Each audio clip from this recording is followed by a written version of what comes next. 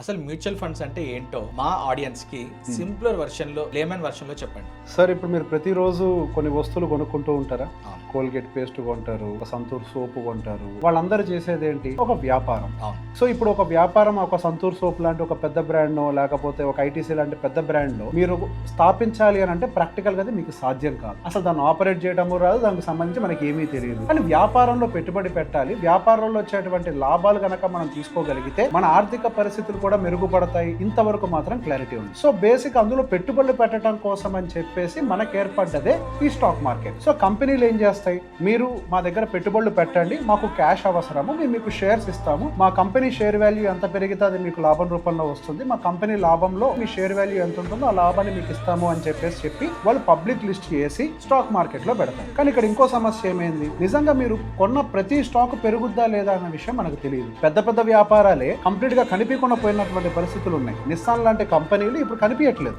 So మనం direct గా తీసుకెళ్లి మనకుండే ఒక బేసిక్ నాలెడ్జ్ తోటి స్టాక్ మార్కెట్ లోకి లేదు ఒక స్టాక్ రెండు స్టాకులు కొనుక్కున్నాం అనుకోండి, ఆ కంపెనీలు సరిగా పర్ఫామ్ చేయకపోయినా, ఆ కంపెనీలు నష్టాల్లోకి పోయినా, ఆ కంపెనీ దివాలా తీసినా కానీ మనం పూర్తిగా మన ఆర్థిక పరిస్థితులన్నీ కూడా దివాలా తీసే సిచ్యువేషన్స్ వస్తాయి. ఆ పరిస్థితులన్నిటినీ ఒక పద్ధతిలో స్క్రూటినైజ్ చేసి ఒక గవర్నమెంట్ కంట్రోల్లో, ఒక సెబీ లాంటి బాడీ కంట్రోల్లో ఏర్పాటు చేసిందే ఈ మ్యూచువల్ ఫండ్ అనే ఒక వ్యవస్థ.